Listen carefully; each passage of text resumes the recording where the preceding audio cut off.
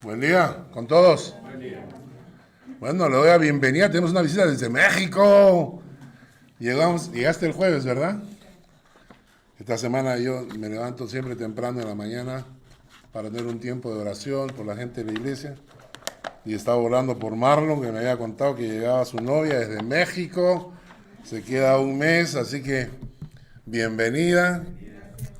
Que Dios realmente haga de este tiempo en Suiza una bendición para ti y para Marlon también. Y naturalmente un abrazo grande para Nairobi, que está con nosotros también. ¿No? Bueno, para los que no saben, ¿quién? ¿Diana? ¿A Diana te refieres?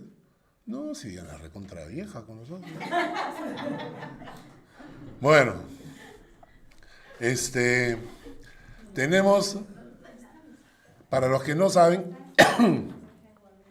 hemos empezado a estudiar los salmos desde la época de la pandemia, cuando quedamos en casa encerrados, empezamos a estudiar los salmos y hemos venido predicando todos los salmos. Cada salmo de la Biblia hemos estado predicando uno cada domingo. A veces nos hemos saltado, hemos hecho un salmo en 2 partes o 3 partes. Y el día de hoy nos toca seguir con la secuencia. Quiero que abran sus Biblias en el Salmo 99. Creo que las Biblias pequeñas tienen salmos y proverbios. Ah, ok. Sí, entonces enséñale en la bolsita de bienvenida, ahí hay un Nuevo Testamento azul. Y ahí busca, creo que es al final, no sé, por algún lado, dice Salmos, ¿no? 99, ¿de acuerdo? En la introducción, es interesante, cuando leemos el Salmo 99, empieza con el versículo 1 diciendo que Jehová reina, ¿verdad? Temblarán los pueblos, Él está sentado sobre los querubines, se conmoverá la tierra. Si leemos el Salmo 96, el versículo 9 y 10, Salmo 96, versículos 9 y 10, nos dice: adorad a Jehová en la hermosura de la santidad, temed delante de él toda la tierra, decid entre las naciones, Jehová reina. Salmo 97, versículo 1, Jehová reina. Regocíjese la tierra, alégrense las muchas costas. Salmo 98, versículo 4 al 6, cantad alegres a Jehová toda la tierra, levantad la voz y aplaudid y cantad salmos. Cantad salmos a Jehová con arpa y con voz de cántico. Aclamad con trompetas y sonidos de bocina delante del Rey Jehová. Entonces, ustedes notan que en cada capítulo, en cada salmo, se menciona Jehová reina, ¿no es cierto? ¿Y por qué? Porque estos son salmos proféticos que hablan de los últimos tiempos. Y esto está hablando acerca de la segunda venida de Jesucristo. Jesucristo estuvo con nosotros una vez y volverá a estarlo. Vendrá nuevamente y pisará esta tierra nuevamente. Y cuando leemos Apocalipsis dice que Jehová vendrá, pero la primera vez vino como siervo sufriente para morir en la cruz. La segunda vez viene como Rey de Reyes. Por eso cada uno de estos salmos menciona Jehová reina, Jehová reina. Una cosa muy interesante es esto, acerca de la segunda venida de Cristo. Por ejemplo, la Biblia, cuando ustedes estudian la Biblia, encuentran que la Biblia habla del nuevo nacimiento. Es decir, la oportunidad de un nacimiento espiritual, que todos nacemos biológicamente, pero que en algún momento de nuestras vidas debemos tomar una decisión que nos lleva a un milagro en el corazón, que la Biblia le llama el nuevo nacimiento. Cuando Nicodemo le pregunta a Jesús, ¿qué tengo que hacer para heredar la vida eterna? Jesucristo le contesta, de cierto te digo que el que no naciere de nuevo no puede ver el reino de Dios. Entonces, tiene que haber un nacimiento espiritual. Del nacimiento espiritual la Biblia habla 9 veces en el Nuevo Testamento. 9 veces, ¿ya? Por ejemplo, la Biblia habla del bautismo. Id y bautizad a las naciones. Habla 20 veces del bautismo. Del arrepentimiento, de llevar una vida de espaldas a Dios y voltear los ojos al Señor y buscar al Señor en algún momento de la vida, la Biblia habla 70 veces. Pero de la segunda venida de Cristo, habla 380 veces. 380 veces. Los versículos que leyó Bern son versículos que salieron de la boca de Jesús. Es decir, la Biblia que mencionan profetas, por ejemplo, Isaías, Daniel, Ezequiel. Todos ellos anuncian la venida de Cristo. Y los apóstoles también, Pablo, Pedro, Juan, todos ellos anuncian la segunda venida de Cristo. Pero de la boca del mismo Jesús fueron los versículos que Bern leyó, ¿no? Cuando él dice, por ejemplo, porque como el relámpago que sale del oriente y se muestra hasta el occidente, así será también la venida del Hijo del Hombre. Esas son palabras de Jesús. Cuando él dice, y verán al Hijo del Hombre viniendo sobre las nubes del cielo con poder y gloria, esas son palabras del mismo Jesús, ¿no? Y el pasaje que tanto nos gusta, ¿no? Me voy, pero volveré. Y los tomaré a mí mismo para que donde yo estoy, vosotros también estéis. Esas también son palabras de Jesús. Si esto no es cierto, Jesús es un mentiroso. Sería un mentiroso, un charlatán, un fraude, si las palabras de Jesús no fueran ciertas. Hay un versículo más que a mí me impresiona, que habla de la segunda venida de Cristo. Y eso está en Mateo capítulo 24. Búsquenlo, por favor. Mateo capítulo 24. Versículos 37 al 39. Mateo 24, versículos 37 al 39. Miren, estas son palabras de Jesús también. Dice, mas como en los días de Noé, así será también la venida del Hijo del Hombre. Una cosa interesante es que ustedes saben que la historia de Noé es la historia del diluvio universal, ¿no? Y una vez me puse a investigar sobre esto del diluvio universal, y saben ustedes que existen muchísimas culturas que registran que el hombre salió del agua. Por ejemplo, en el Perú, Manco Cápac y Mamauquio, que salieron del agua, dice, ¿no? Y creo también en México, ¿no? La historia está que me parece que los primeros padres salieron del agua, me parece. ¿Estoy digo lo cierto? Sí. ¿No? Hay que leer historia.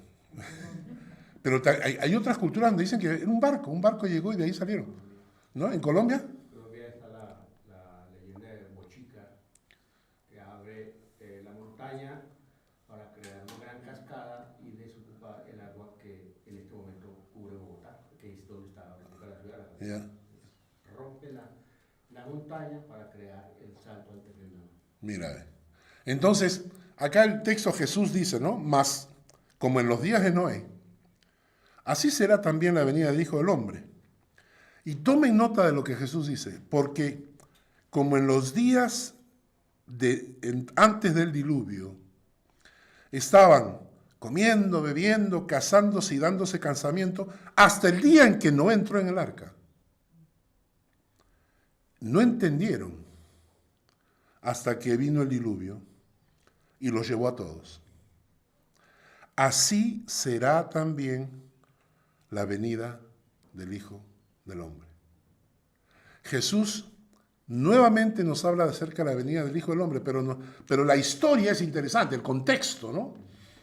El contexto dice, ¿cómo será la venida del Hijo del Hombre? Como en los tiempos de Noé, donde la gente estaba tan preocupado en comer, beber, casarse, darse en casamiento. Esa era la preocupación que no entendieron que se venía un diluvio. Y cuando llegó el diluvio fue muy tarde. Cuando llegó el diluvio ya estaba la barca llena. Y entonces a mí me impresiona ese texto, no entendieron. Y a veces yo hablo con gente aquí, familiares, amigos, y les hablo de este tema, ¿no? Y no entienden. Entonces le digo, el Señor va a venir por segunda vez. ¿Estás preparado para recibirlo? Jesús pisará esta tierra una segunda vez. Y si Él viene hoy día, ¿estarías listo? ¿Estarías preparado? ¿Cómo te encontraría? ¿Te encontraría comiendo, bebiendo, casándose, dándose casamiento? ¿O encontraría tu corazón listo, preparado? ¿No? Así que estos salmos que hemos estudiado nos hablan pues de la segunda venida de Cristo. Ahora, quiero explicar un poquito. La realidad profética dice, cuando ustedes estudian profecía en la Biblia, dice que la maldad se multiplicará en todas sus formas. Es decir, habrá hacia el final, cuando el Señor esté listo para venir, la maldad se va a intensificar. ¿Por qué? Porque el diablo sabe pues, que se viene su fin. Entonces la maldad se va a intensificar, ¿no? ¿Cómo entendemos, por ejemplo, que por primera vez en la historia de la humanidad, madres gestantes salen a la calle a exigir que les den el derecho de matar a sus hijos? ¿No? Porque suena bonito, no, es mi cuerpo. No, no es tu cuerpo. Porque si tú haces un análisis del ADN, o en alemán el DNA, de la mujer, y haces un análisis del ADN del niño, son diferentes. Eso significa que ese niño que ella lleva no es su cuerpo, es otro cuerpo, es de otro ser. Porque si fueran el mismo cuerpo, tendrían el mismo ADN. Y no lo tienen. El niño que llevan en el vientre es un ser que tiene vida desde la concepción. Y madres, eso es la primera vez en la historia, nunca antes se había visto. Nunca, porque a los padres siempre nos chotean, ¿no? A los padres son los que abandonan, los padres son los que dejan, pero las madres son las que protegen. Y por primera vez en la historia, madres que salen a la calle a exigir el derecho de matar a sus hijos. ¿Cómo es posible que en Nueva York haya una ley que acaba de ser aprobada hace poco, donde se permite el aborto hasta los 9 meses? Antes eran 22 semanas. Primero eran 14. Después fueron aumentando a 22. Ahora, la ley en Nueva York permite el aborto hasta de 9 meses. ¿Ustedes saben lo que es eso? Ese es un niño completamente desarrollado. ¿Cómo entendemos, por ejemplo, que en los colegios en Estados Unidos se prohíba la enseñanza de la Biblia? Se prohíbe que los profesores oren con los niños, pero se permite que hombres disfrazados de mujeres les enseñen a los niños en las escuelas sobre lo lindo que es tener 2 papás o 2 mamás, o lo lindo que es tener relaciones homosexuales, ¿no? O sea, esto se permite, pero se prohíbe la Biblia. Se prohíbe orar con los niños. ¿Cómo es posible que en Oklahoma hayan quitado lo de la derecha? La derecha es una escultura a los 10 mandamientos que estaba frente al Capitolio. Los 10 mandamientos que te dicen no matar, no robar, todo ese tipo de mandamientos, esas cosas lo han quitado y lo han sustituido por un emblema del diablo en forma de silla para que los niños puedan sentarse y tomarse fotos. Entonces, todo esto nos hace pensar en ese versículo que dice, cuando venga Cristo, ¿hallará fe en la tierra?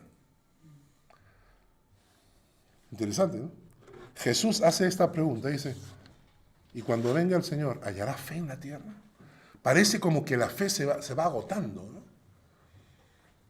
Y en este estudio profético, digamos, lo que encontramos es que, según la profecía, como la maldad se va a multiplicar hacia los últimos tiempos, se va a multiplicar, y va a avanzar la maldad, todo esto va a desembocar en los 7 peores años de la historia, a lo que la Biblia le llama la gran tribulación.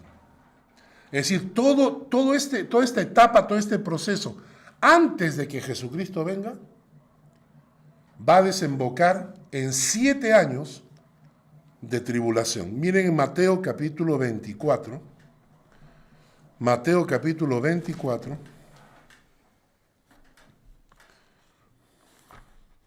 versículo 20. Mateo 24, versículo 20 en adelante. ¿Ya lo tienen? Mateo 24, versículo 20 dice, orad pues que vuestra huida no sea en invierno, ni en día de reposo. El que está hablando es Jesús, ¿eh? Dice, porque habrá entonces gran tribulación, cual no la ha habido desde el principio del mundo hasta ahora, ni la habrá. Y si aquellos días no fuesen acortados, nadie sería salvo. Mas por causa de los escogidos, aquellos días serán acortados. Ustedes no sé si tienen la misma sensación que yo, pero para mí el tiempo está corriendo más rápido. Entonces algunos a mis amigos me dicen, no, lo que pasa es que estás viejo. Y cuando uno se va envejeciendo, el tiempo va pasando más rápido. Cuando uno es joven, como dices, tengo toda la vida por delante, ¿no es cierto?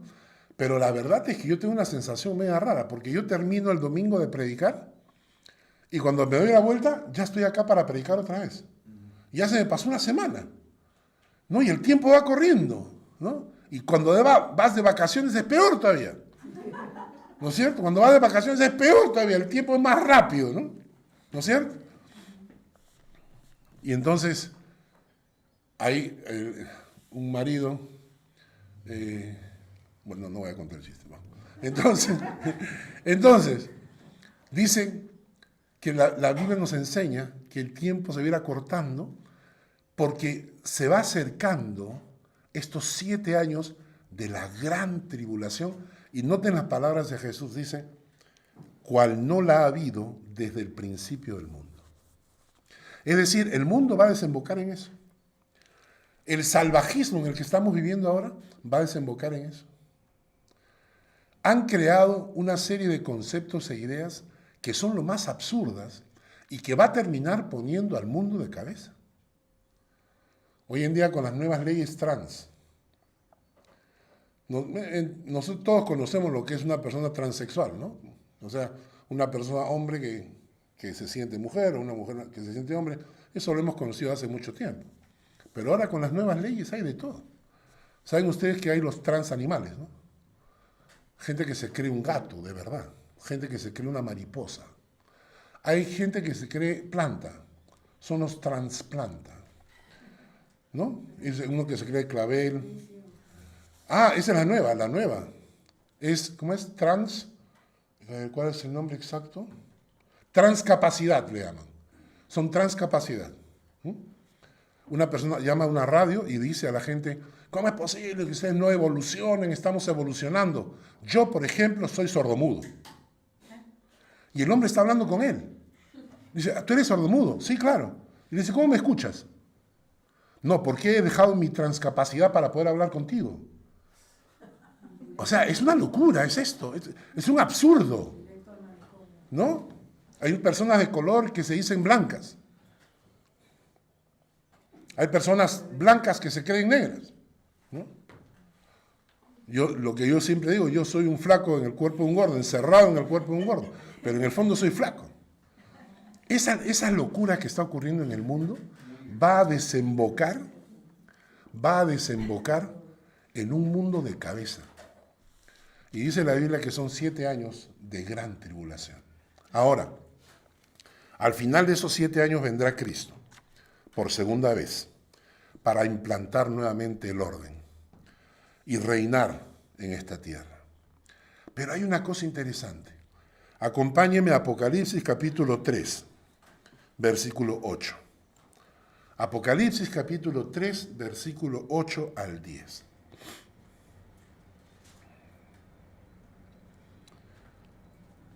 Yo conozco tus obras. He aquí, he puesto delante de ti una puerta abierta, la cual nadie puede cerrar. Porque aunque tienes poca fuerza, has guardado mi palabra y no has negado mi nombre. Noten esto, Dios pone delante de ti una puerta abierta. ¿Por qué? Porque has guardado mi palabra y no has negado mi nombre. Y el versículo 10 dice, por cuanto has guardado la palabra de mi paciencia. Noten esta promesa.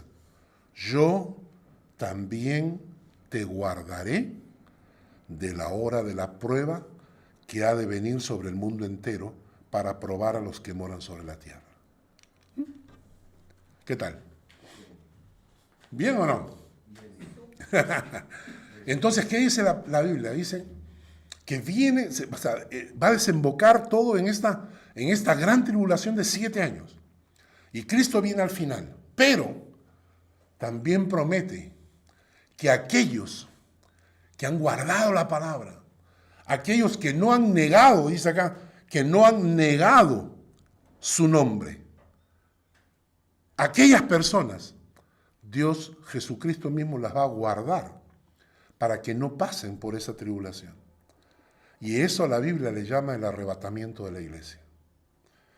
Primera de Tesalonicenses capítulo 4.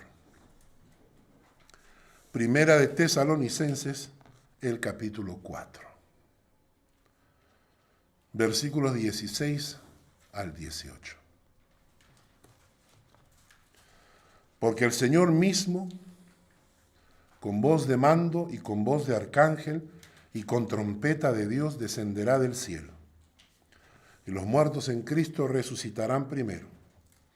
Y luego nosotros, los que vivimos, los que hayamos quedado, seremos arrebatados juntamente con ellos en las nubes, para recibir al Señor en el aire. Y así estaremos siempre con el Señor. Por tanto, alentaos los unos a los otros con estas palabras. Y entonces lo que dice la palabra es que, y quiero que me entiendan bien, la segunda venida de Cristo es un solo evento, pero tiene 2 partes. Un solo evento, pero tiene 2 partes. Empieza con el arrebatamiento de la iglesia, que el Señor vendrá por su iglesia y nos llevará. Y luego, 7 años después, regresamos con Él, como dice la Biblia, para reinar.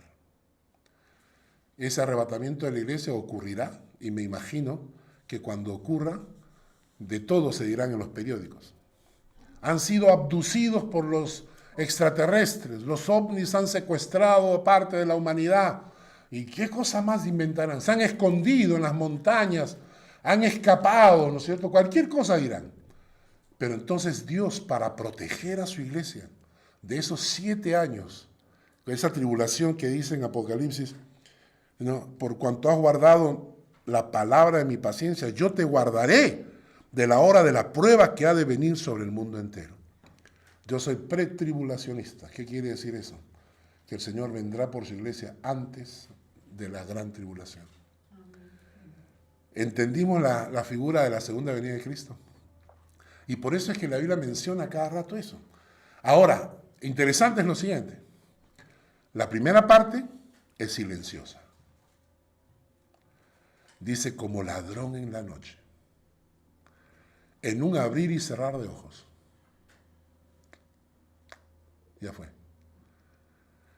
La segunda venida es gloriosa.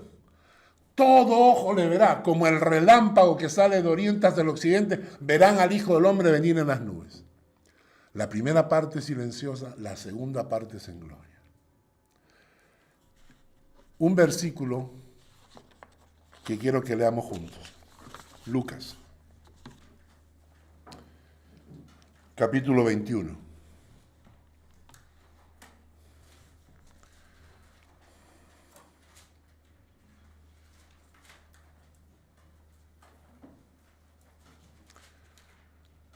Lucas capítulo 21, versículo 34. Dice: mirad también por vosotros mismos, que vuestros corazones no se carguen de glotonería, de embriaguez y de los afanes de esta vida. Y venga de repente sobre vosotros aquel día, porque como un lazo vendrá sobre todos los que habitan sobre la faz de la tierra. Velad, pues, en todo tiempo, orando, que seáis tenidos por dignos de escapar de todas estas cosas que vendrán y de estar en pie delante del Hijo del Hombre. Oremos. Oremos para que Dios considere que somos dignos de escapar de esa tribulación. Es mi oración que todos ustedes nos vayamos juntos, ¿no es cierto? Es mi oración y oro por la iglesia todos los días pidiendo: Señor, abre los corazones, bendice los corazones, para que cuando el Señor venga nos vayamos. ¿De acuerdo? Ahora, si alguno se queda, por favor cierre la puerta después. Porque, y si alguno se queda, lo que acabamos de hablar lo va a recordar. Y va a recordar el día en que les prediqué sobre la segunda venida de Cristo. Y entonces hay que poner nuestras vidas a los pies del Señor. Dile: Señor, acá estoy. Yo no quiero vivir de espaldas a ti. Yo quiero conocerte. Yo quiero que entres en mi vida. Yo quiero servirte. Para que cuando llegue aquel día y el Señor diga: me tengo que llevar a mi iglesia, te vayas tú con todos los demás. Amén. Todo lo que hemos visto hasta este momento es la introducción a la prédica. Vamos ahorita al Salmo 99. Vamos a estudiar el Salmo 99 y vamos a tratar de terminarlo el día de hoy. El día de hoy estamos hablando de un salmo profético, ¿no es cierto? El Salmo 99 tiene 3 partes. Quiero que la leamos juntos para que vean ustedes la marcada división que tiene. Salmo 99, versículos 1 al 3. Jehová reina, temblarán los pueblos. Él está sentado sobre los querubines. Se conmoverá la tierra. Jehová en Sión es grande y exaltado sobre todos los pueblos. Alaben tu nombre grande y temible. Él es santo. Segunda porción, versículos 4 y 5. La gloria del rey ama el juicio. Tú confirmas la rectitud. Tú has hecho en Jacob juicio y justicia. Exaltad a Jehová nuestro Dios y postraos ante el estrado de sus pies. Él es santo. Tercera parte. Moisés y Aarón entre sus sacerdotes y Samuel entre los que invocaron su nombre. Invocaban a Jehová y él respondía. En columna de nube hablaba con ellos, guardaban sus testimonios y el estatuto que les había dado. Jehová Dios nuestro, tú les respondías, le fuiste un Dios perdonador, retribuiste sus obras. Exaltad a Jehová nuestro Dios y postraos ante su nombre, ante su santo monte, porque Jehová nuestro Dios es santo. Entonces, ¿se dan cuenta la división? Tres veces Dios es santo, porque Dios es santo. ¿Qué quiere decir esto? Que el Salmo 99 tiene 3 temas que giran alrededor de la santidad de Dios. ¿Eh? Es decir, cada uno de los temas tiene como corazón central que Él es santo. El primero, vamos a leer los primeros versículos, del versículo 1 al 3. Dice, Jehová reina, temblarán los pueblos, Él está sentado sobre los querubines y se conmoverá la tierra. Jehová en Sión es grande y exaltado sobre todos los pueblos. Alaben tu nombre grande y temible, Él es santo. Jehová reina, temblarán los pueblos. Esta palabra temblar los pueblos no significa terremotos. La palabra en el hebreo significa temblar involuntariamente por miedo y angustia. Y la pregunta es, ¿verdad? ¿Qué creen que ocurrirá cuando toda esa gente que salía a las calles para pedir asesinar a esos niños no nacidos se den cuenta que un Dios santo viene como rey? Temblarán. ¿Qué va a ocurrir? Y hace un tiempo atrás yo escribí un artículo para el internet. Puse así, carta abierta a los educadores y maestros. Hace unos años atrás nos vendieron la idea de que nuestros niños necesitaban una educación sexual responsable para poder enfrentar el mundo que los rodeaba. Y nos pareció bien. Nuestros niños necesitaban una educación sexual responsable para que pudiesen protegerse y cuidarse de estos depredadores sexuales que hay en el mundo. Me parece bien que esa educación sexual responsable. Pero con los años, esto se fue convirtiendo en una riesgosa educación sexual prematura, introduciendo a nuestros niños a muy temprana edad a temas en los que ellos ni siquiera pensaban. Hoy en día, vemos que todo esto ha caído en manos de educadores que la han convertido en una educación sexual distorsionada e inmoral, enseñando a nuestros niños, aún en contra de la voluntad de sus padres, como si el homosexualismo, el lesbianismo y hasta el aborto fuesen aspectos normales de la vida. A estos educadores, y para que no digan que no se les avisó, les repito las siguientes palabras de Jesús. Cualquiera que haga tropezar a alguno de estos pequeños que creen en mí, mejor le fuera que se le colgase al cuello una piedra de molino de asno y que se le hundiese en lo profundo del mar. Entonces, cuando Jesús venga, va a haber una confrontación por toda esta gente que promovió la maldad. Si la primera palabra temblarán los pueblos significa ese temblar de miedo, la segunda palabra que dice, Él está sentado sobre los querubines, se conmoverá la tierra, esa sí significa terremotos. Cuando dice se conmoverá la tierra, esa sí significa terremotos.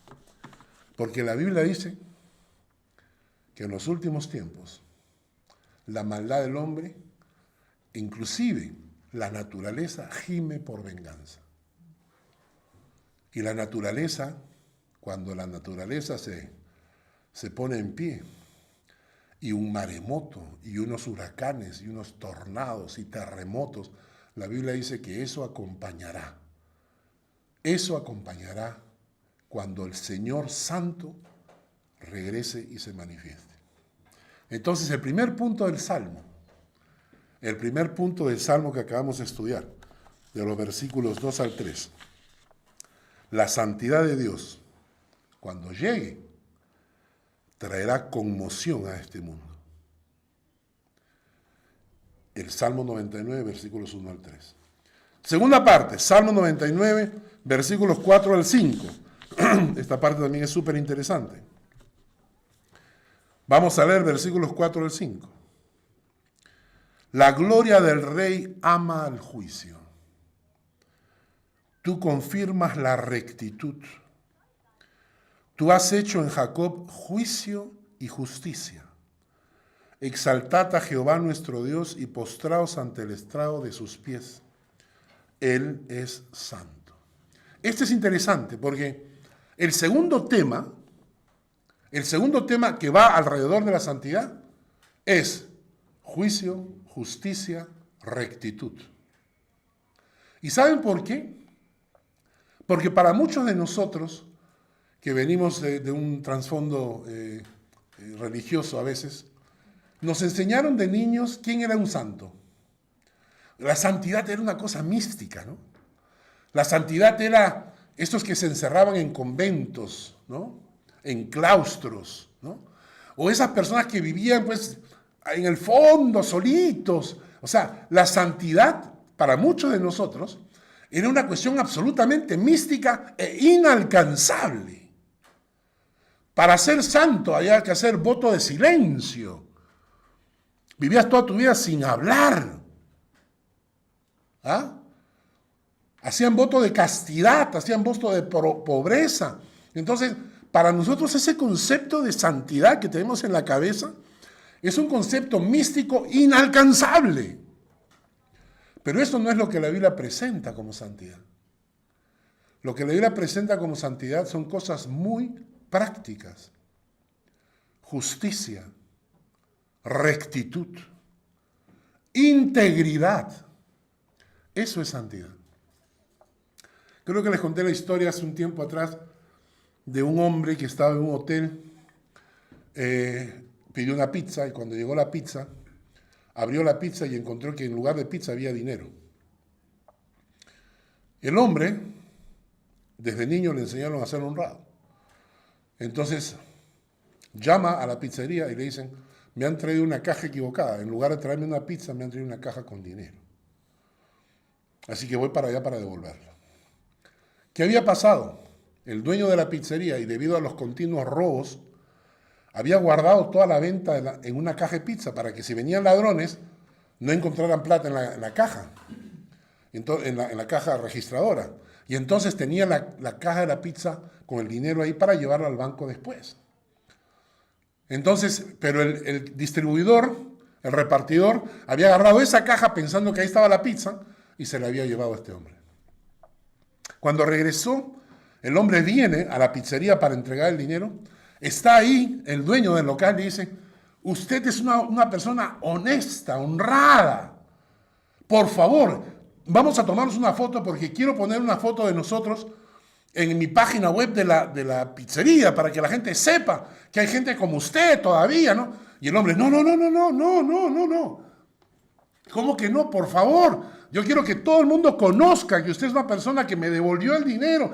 La otra gente se habría llevado el dinero. Usted tiene que ser conocido. El hombre, no. Pero el hombre, el dueño de la tienda insistía. A lo que el hombre dijo, por favor, no tome ninguna foto. Porque no puedo ser reconocido. Y el dueño de la pizzería le dice, ¿y por qué no? Porque la chica con la que estoy no es mi esposa. Honesto, pero no íntegro. Podía devolver el dinero, pero estaba engañando a su esposa en el hotel. La santidad, hermanos, es así de práctica. La santidad no es algo místico, inalcanzable. Miren, hay unos versículos que quiero que leamos. Por ejemplo, dice,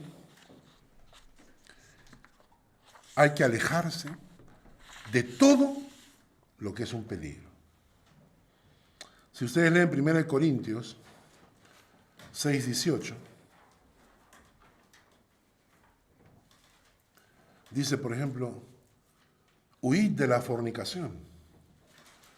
Cualquier otro pecado que el hombre cometa está fuera del cuerpo, mas el que fornica contra su propio cuerpo fornica. Entonces te dice, huye, ¿no? O sea, si tú estás en un lugar, y él estaba viendo una propaganda de una serie nueva, donde el hombre es un hombre casado, está yendo en su auto, y una compañera de trabajo se sube al auto, está en problemas con el marido y cuando estaba en el auto se voltea y le dice, ¿no te gustaría tener una aventura conmigo? Y el hombre voltea y le dice, bueno. Y así, la serie empieza así. Y entonces uno dice, no, hay momentos en la vida que tienes que huir de cualquier cosa que pueda ser un peligro. Para tu matrimonio, para tu propia vida, en el trabajo, si te ofrecen una coima, si te ofrecen un dinero incorrecto. Entonces, huir. Hay un pasaje que dice huir de la idolatría. En 1 Corintios 10:14 dice huir de la idolatría. Y dice la Biblia que una de las idolatrías es el amor al dinero. ¿No? ¿Verdad? Entonces, la santidad es simplemente huye de toda cosa que puede ser un peligro para tu vida.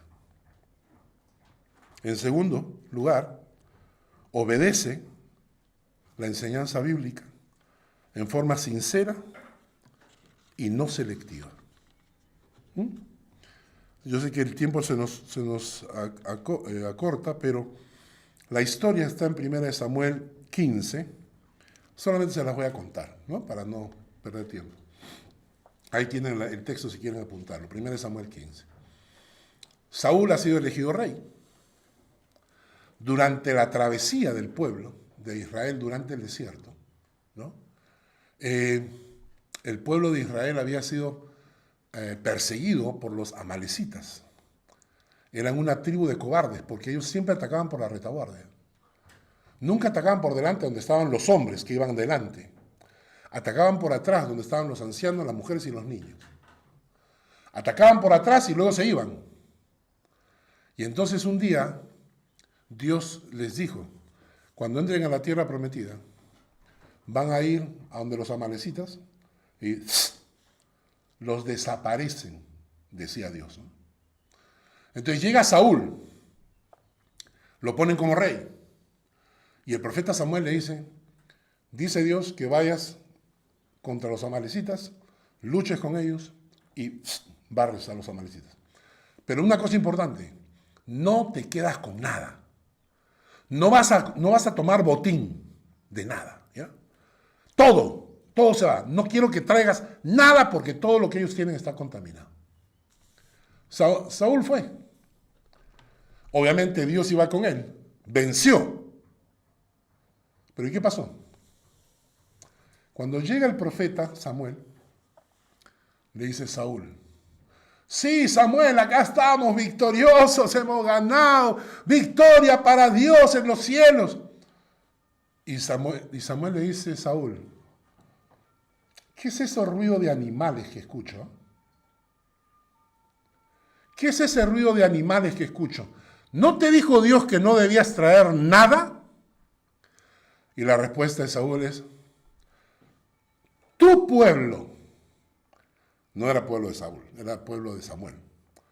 Tu pueblo, el pueblo de Dios, agarró lo mejor de las ovejas, de las vacas, y lo trajeron para ofrecérselo en sacrificio a tu Dios.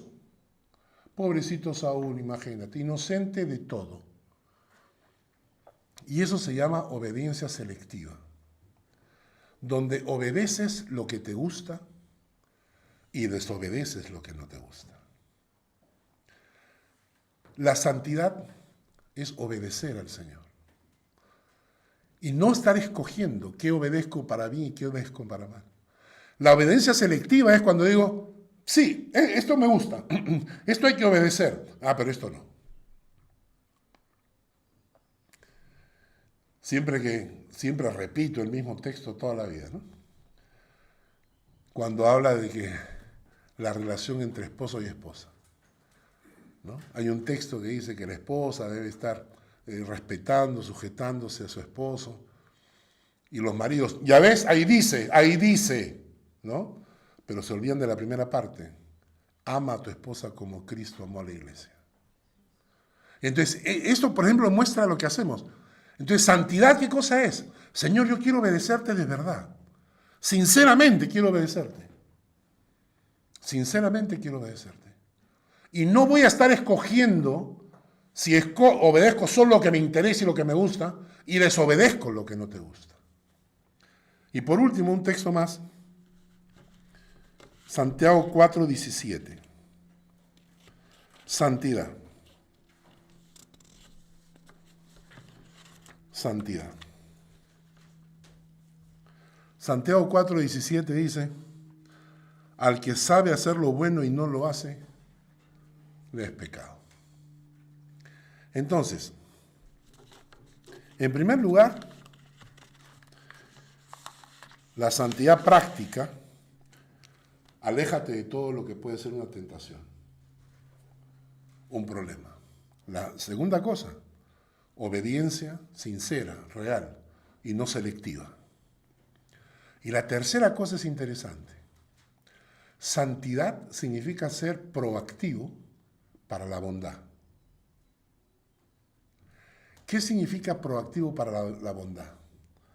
Santiago 4:17 dice, al que sabe hacer lo bueno y no lo hace, le es pecado. ¿Entendieron eso? Nosotros en el mundo conocemos el pensamiento que dice, no le hagas a otros lo que no quieres que te hagan. ¿No es cierto? No le hagas a otros lo que no quieres que te hagan. Y eso está implicando un tipo de daño. Porque no quieres que te lo hagan, significa es un tipo de daño. A mí, yo no quiero que me dañen de ninguna manera. Entonces, el pensamiento popular es, no le causes daño a otros que no quieres que te hagan a ti. ¿De acuerdo? Pero el pensamiento bíblico de Jesús es diferente. El pensamiento bíblico de Jesús en Mateo 7 dice, todas las cosas que querráis que los hombres hagan con vosotros, así también haced vosotros con ellos. Es completamente distinto. En el mundo es una cuestión negativa, pero para Jesús es una cuestión positiva. Para el mundo es no le hagas a los otros, y para Jesús es hazle a los otros lo que quieres que te hagan. Eso es santidad. Santidad es cuando tú eres una persona proactiva, no reactiva. Tú no reaccionas a lo que los otros hacen, sino que tú actúas. Y cuando tú haces eso, la gente se ve bendecida. Cuando tú haces algo bueno y no te mantienes simplemente sin hacer nada malo, yo no mato moscas, ¿no? No es eso. La santidad significa ser proactivo en cuanto a la bondad. ¿Está enfermo? Llámalo. Llévale un plato de sopa. Ayúdale en su casa. Cuando uno se levanta, por ejemplo, hagan lo siguiente, si van al trabajo, lleguen al trabajo y lleven un chocolate, ¿no? Dénselo a una persona que no vaya a pensar mal, ¿no? Que no vaya a pensar que lo estás coqueteando, si es mujer, y si es hombre, peor va a pensar si le das un chocolate, ¿no? O sea, cuidado con eso, ¿no? ¿No es cierto? Ahí lo vemos a Heber dándole a su jefe con su chocolatito. El jefe lo va a mirar con malos ojos, ¿no? Pero notan ustedes cómo estas pequeñas cositas hacen, o sea, nosotros estamos haciendo lo bueno y eso también es santidad. Entonces, la primera cosa es que la santidad de Dios hará que el mundo tiemble cuando se tenga que enfrentar a Él. La segunda cosa es que la santidad de Dios tiene que ver con justicia, con rectitud, con integridad, con bondad, con acciones concretas y no una cuestión media rara o mística. Y la tercera cosa que nos enseña el Salmo 99, que va alrededor de la santidad, está en los últimos versículos. Versículos 6 al 9. Vamos a leerlo. Salmo 99, versículos 6 al 9. Y con eso terminamos.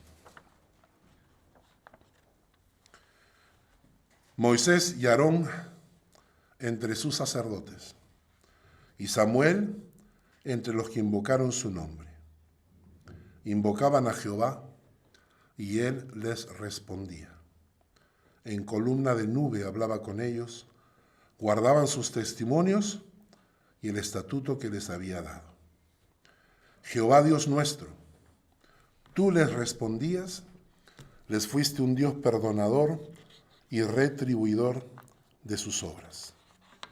Exaltad a Jehová nuestro Dios y postraos ante su santo monte, porque Jehová nuestro Dios es santo.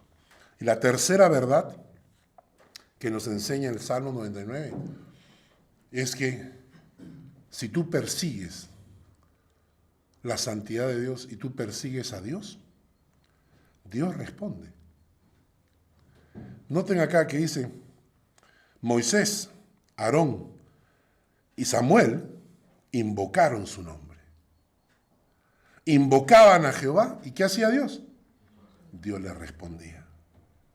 Y versículo 8, Jehová nuestro Dios, tú les respondías, les fuiste perdonador y retribuidor de sus obras. Cuando tú decides invocar el nombre de Dios en tu vida, Dios responde tus oraciones. Dios responde tus oraciones. Dios es un Dios perdonador. Y Dios te retribuye las obras. ¿Y por qué? Porque Jehová nuestro Dios es santo. Y interesante es porque, y a veces siempre repito lo mismo, ¿no? A veces hay personas que viven tan lejos de Dios. Y cuando pasa un momento de necesidad, llaman para que oremos, ¿no? Por favor, oremos, por favor, oren. Pero la Biblia dice que para que Dios conteste tus oraciones, necesitas estar cerca de Dios. Necesitas estar cerca de Dios. Y Dios no solo responde tus oraciones, sino, ¿sabes qué? Dios es perdonador. Porque en este planeta no hay gente más bestia que nosotros. ¿No es cierto? Porque a pesar de lo que Dios nos dice, somos burros y hacemos las cosas que no debemos. Y nos equivocamos. Y nos equivocamos. Y no hay cosa más maravillosa cuando alguien te perdona. Y no te lo saca en cara. A veces uno escucha eso, ¿no? Te lo dije. Ya ves, te estaba diciendo. No, Dios no hace eso. Cuando tú vienes al Señor y tú le dices, Señor, quiero invocar tu nombre en mi vida, quiero realmente que tú entres en mi corazón, que seas parte de mi vida, quiero vivir contigo cada día. Dios responde tus oraciones y te perdona cuando te equivocas. Mis hijos muchas veces hacían cosas que no estaban bien. Y de repente me llamaban y me decían, papá, perdóname, ¿no? Te metí un virus en la computadora. Y yo, ¿qué hacías? ¿Los castigabas? ¿Les pegabas? ¿O los mirabas? Les decías, pues, oye, ya, pues, la próxima, ya, pues, ¿no? Pero en el fondo, como padres, perdonar a nuestros hijos es la cosa más fácil que hay. ¿O no? Si se equivoca la mujer, es complicado. No sé si la voy a perdonar, no, depende, si se arrepiente y me trata bien y me cocina lo que me gusta. Pero a los hijos, cuando el hijo te mira, ya fuiste ya. ¿No es cierto? Yo cuando me siento a jugar con mi nieta me mira, me sonríe, y yo sé que en mi corazón ya soy una piltrafa humana. O sea, yo sé que cuando ella crezca, va a hacer de mí lo que le da la gana. Porque es mi nieta. Igual es con mis hijos, ¿no? Imagínate Dios. Dime, ¿no es lindo tener un Dios así? Un Dios que no solo responde tus oraciones, sino que también es perdonador. que perdona nuestros errores? Termino con la última frase del versículo 99:9. ¿Qué debemos hacer? Exaltad a Jehová nuestro Dios y postraos ante su santo monte. Yo te invito a postrarte ante los pies del Señor en esta mañana. Padre, gracias por este tiempo, gracias por esta palabra.